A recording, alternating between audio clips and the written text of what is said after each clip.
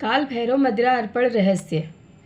अनेक नगर पुर तथा पुरियों का अवलोकन करते हुए हनुमान तथा नारद उज्जैनी अर्थात उज्जैन की शिप्रा नदी के तट पर बसी अवंतिकापुरी, जिसे उज्जैनी या उज्जैन भी कहते हैं, पहुँचे। यहाँ महाकालेश्वर नाम का ज्योतिर्लिंग है। वहाँ पहुंचकर दोनों ने सर्वप्रथम शिप्रा माता को प्रणाम किया और फिर स्नान करने के बाद पुरी में प्रवेश किया। सबसे पहले उन्हें श्री काल भैरव जी का मंदिर मिला। अवंतिका के श्री काल भैरव मंदिर में जब महावीर हनुमान तथा देवऋषि नारद जी ने प्रवेश किया तब वहाँ आरती हो रही थी। भक्त नाना प्रकार के वाद्य बजा रहे थे। कुछ भावुक जन तालियां बजाते हुए उमंग में झूम रहे थे। प्रधान पुजारी जी 33 दीपों की आरती घुमा रहे थे। 11-11 दीपों की 3 प्रज्वलित पंक्तियाँ अत्यंत सुहानी लग रही थी। आरती हो जाने पर पुजारी जी ने नीराजन का जल छिड़का। सबने भक्ति पूर्वक अपने मस्तक झुकाकर उस जल को अपने तन पर पड़ने दिया और अपने को कृतार्थ माना। फिर सबने करबद्ध रूप से भगवान की स्तुति आरंभ की। श्री काल भैरव जी की पूजन आरती देखकर हनुमान जी और नारद जी अत्यंत आनंदित हुए। उन्होंने कुछ देर वहाँ रुकने का निश्चय किया और मंदिर के कोने में, जहाँ किसी को कोई अड़चन ना हो, दोनों आसन लगाकर ध्यान मुद्रा में बैठ गए। ध्यान का तो बहाना था, वास्तव में वह यह देखना चाहते थे कि यहाँ और क्या क्या होता है। उन्होंने देखा कि मंदिर में अगणित श्रद्धालु भक्त आकर श्री काल भैरव को मद्यपान कराते हैं। इस नैवेद्य समर्पण की विधि में बड़ी विचित्रता थी। प्रत्येक भक्त अपने मद्य पात्र का 2/3 भाग भगवान के मद्य पात्र अर्थात कपाल पात्र में डालता था, जिसका 2/3 भाग कुछ ही क्षणों में भगवान ग्रहण कर लेते थे। कपाल पात्र में बचा शेष मद्य पुजारी जी लाने वाले के मद्य पात्र में वापस डाल देते थे। यह क्रम निरंतर चलता रहता था। श्री काल भैरव को अनवरत मद्यपान करते देखकर हनुमान और नारद चकित हो गए। नारद ने प्रश्न किया, हे महावीर, निरंतर मद्य का सेवन करने वाले ये देवता क्या और कुछ नहीं खाते पीते?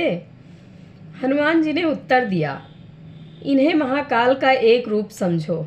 यह महाकाल भैरव भी कहे जाते हैं।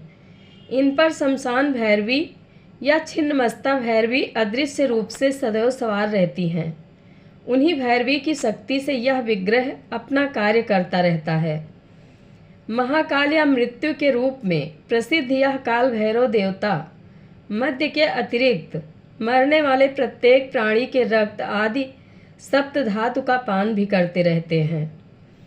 इस उत्तर से नारद की जिज्ञासा शांत नहीं हुई। उन्होंने अनुरोध किया कि कुछ अन्य पदार्थ निवेदन करके देख लिया जाए। हनुमान जी बोले, पुजारी जी से अनुमति लो, फिर प्रयत्न करो। नारद जी कोई साधारण व्यक्ति नहीं थे, वह दिव्य शक्ति संपन्न थे। स्मरण करते ही उनके हाथों में एक थाल उपस्थित हो गया, जिसमें नाना प्रकार के स्वादिष्ट फल, भांति भांति प्रकार के सूखे मेवे और मिष्ठान आदि रखे हुए थे। नारद ने पुजारी जी के पास जाकर प्रार्थना की, महाराज, मुझे भोग अर्पित करने की आज्ञा दीजिए। पुजारी ने कुछ मुस्कुराते हुए कपाल पात्र की ओर संकेत किया कि इसमें डालो। नारद जी ने एक एक करके सभी पदार्थ पात्र में डाले, किंतु देवता ने एक कण भी स्वीकार नहीं किया। पुजारी जी ने सारे पदार्थ थाल में वापस डाल दिए। नारद जी थाल लेकर पीछे की ओर 5-7 पग चले कि थाल लुप्त हो गया। तब उन्होंने अपनी शक्ति से शिप्रा के जल से भरा हुआ एक कमंडल हाथ में उत्पन्न किया। उसमें गंगा जल का तथा कुछ तुलसी दल का आवाहन किया और फिर पहले की भांति कमंडल लेकर पुजारी जी के पास पहुँचे।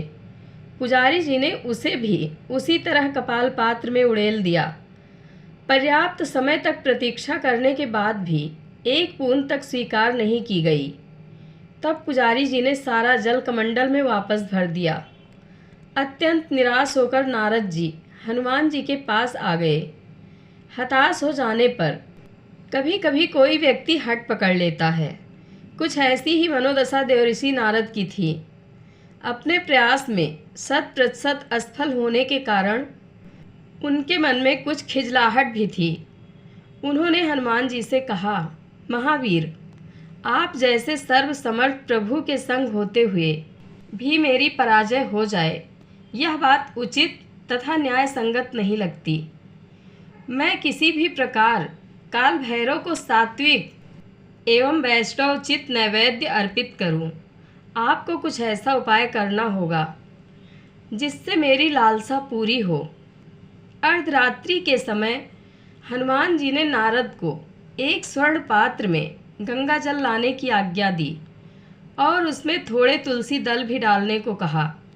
यह कार्य करने में नारद को अधिक विलंब नहीं हुआ। गंगा जल के पात्र को सम्मुख रखकर जब हनुमान जी भैरव मंत्रों से उसे अभिमंत्रित करने लगे, तब शनैः शनैः गंगा जल का रंग बदलने लगा और देखते देखते वह मद्यार्क के रूप में परिवर्तित हो गया। यह देखकर नारद जी जब नाक भौं सिकोड़ने लगे तो हनुमान जी ने उन्हें शांत रहने का संकेत किया। फिर हनुमान उठे और देवता के समक्ष जाकर पूरा पात्र देवता के कपाल पात्र में उलट दिया। ऐसा करते समय वे काल भैरव के मंत्रों का उच्चारण भी कर रहे थे। धीरे धीरे पात्र खाली होने लगा और कुछ ही क्षणों में कपाल पात्र के पेंदे से गरम तवे पर जल छिड़कने जैसी छनछनाहट की ध्वनि आई। फिर पात्र के भीतर से एक ज्वाला निकलकर शांत हो गई। तब एक चमत्कार दिखाई पड़ा। देवता का कपाल पात्र रत्न पात्र हो गया और वह तुलसी दल सहित गंगा जल से परिपूरित हो गया। हनुमान जी और नारद जी दोनों अति प्रसन्न हुए और उन्होंने श्री काल भैरव के इस दिव्य चमत्कार को श्रद्धापूर्वक नमन किया। जब हनुमान जी ने उस गंगा जल को अपने पात्र में भर लिया, तब रत्न पात्र में परिवर्तित देवता का पात्र फिर कपाल पात्र बन गया। कहा जाता है कि यदि कोई व्यक्ति श्री बद्री नारायण जाकर तुलसी दल युक्त अलकनंदा के जल से वहाँ पूजन करे और फिर उस जल को भैरव के मंत्रों से अभिमंत्रित कर महाशिवरात्रि पर्व के अवसर पर अर्धरात्रि के समय अभिजीत मुहूर्त में श्री काल भैरव के कपाल पात्र में मंत्रोच्चार सहित डाले तो पहले वह जल मद्यार्क में बदल जाता है और फिर बाद में गंगा जल हो जाता है।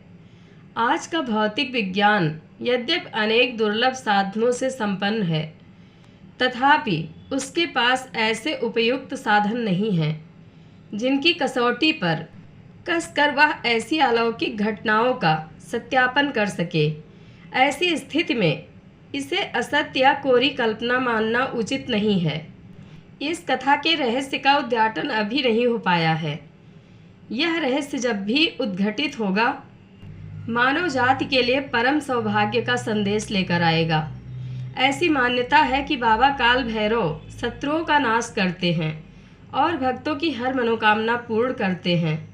मान्यता है कि काल भैरव को वरदान है कि भगवान शिव की पूजा के पहले काल भैरव की पूजा होगी।